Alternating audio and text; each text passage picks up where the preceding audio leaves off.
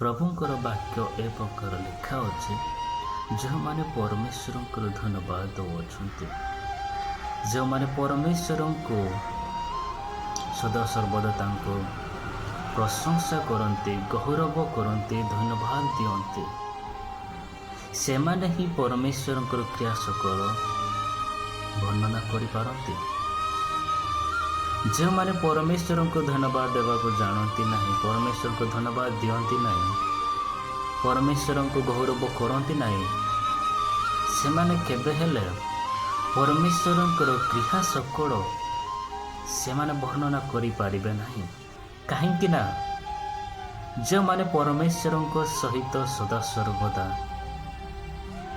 ଜଡ଼ିତ ହୋଇକି ସହଭାଗିତାରେ ରୁହନ୍ତି, ସେମାନେ ହିଁ ପରମେଶ୍ୱରଙ୍କର ବିଷୟରେ ଜାଣନ୍ତି। ସେମାନେ ହିଁ କେବଳ ପରମେଶ୍ୱରଙ୍କର କ୍ରିୟା ସକଳ ଜାଣିପାରୁଛନ୍ତି, ସେଥିପାଇଁ ସେମାନେ ହିଁ ବର୍ଣ୍ଣନା କରିପାରିବେ।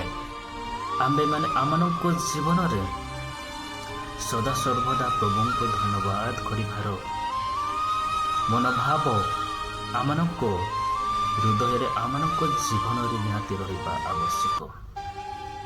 କାରଣ ପରମେଶ୍ୱରଙ୍କୁ ଧନ୍ୟବାଦ କରିବାକୁ ଜାଣିଲେ ଆମ୍ଭେମାନେ ପରମେଶ୍ୱରଙ୍କର ମହତ୍ କ୍ରିୟା ସକଳ ମଧ୍ୟ ଆମମାନେ ଅନ୍ୟମାନଙ୍କ ନିକଟରେ ବର୍ଣ୍ଣନା କରିପାରିବା। ଯେଉଁମାନେ ଗର୍ବୀ, ଯେଉଁମାନେ ଦୁଷ୍ଟ, ସେମାନେ ଆପଣ ଜୀବନର ଗର୍ବୀ ଅଧିକା ହୁଅନ୍ତୁ ନାହିଁ। ଯେଉଁମାନେ ଗର୍ବୀ, ଯେଉଁମାନେ ଦୁଷ୍ଟ, ସେମାନେ ବିନାଶ ପାଇବେ। କାରଣ ପରମେଶ୍ୱର ସେ ବିଚାରକର୍ତ୍ତା ଅଟନ୍ତି।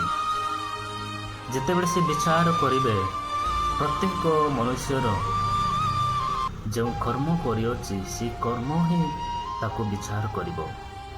ସେଥିପାଇଁ ପ୍ରିୟର ପ୍ରଭୁଙ୍କର ଲୋକମାନେ, ଯେପରି ଆମମାନେ ପରମେଶ୍ୱରଙ୍କର ଦୃଷ୍ଟିରେ ଏବଂ ମନୁଷ୍ୟମାନଙ୍କ ଦୃଷ୍ଟିରେ ଧାର୍ମିକ ହୋଇ ଜୀବନ କାଟିବା, ପବିତ୍ର ଜୀବନ କାଟିବା, ସେଥିପାଇଁ ଆମମାନେ ସର୍ବଦା ସେ ଧାର୍ମିକ ପଥକୁ ଆମମାନେ ଚୟନ କରିବା ନିହାତି ଆବଶ୍ୟକ।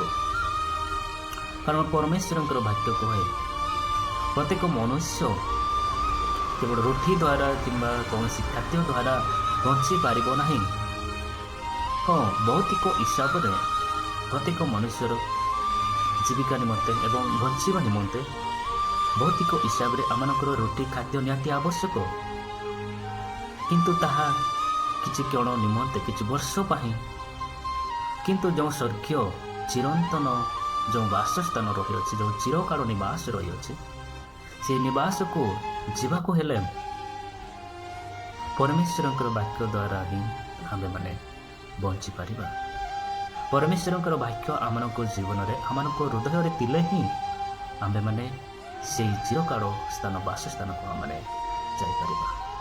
ତେଣୁକରି ପ୍ରିୟର ପ୍ରଭୁଙ୍କର ଲୋକମାନେ ଏହି ପୃଥିବୀରେ ରହି, ଏହି ଧରାପୃଷ୍ଠରେ ରହି, ଯେ ଆମମାନେ ସଦାସର୍ବଦା ପ୍ରଭୁଙ୍କର ବାକ୍ୟ ଅନୁସାରେ ଚାଲିବା ନିହାତି ଆବଶ୍ୟକ।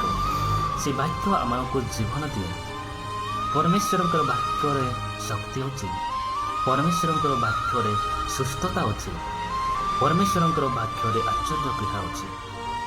ସେଥିପାଇଁ ଆମମାନେ ପ୍ରଭୁଙ୍କର ବାକ୍ୟକୁ ସଦାସର୍ବଦା ଆମମାନଙ୍କୁ ହୃଦୟରେ ରଖିବା ଆବଶ୍ୟକ।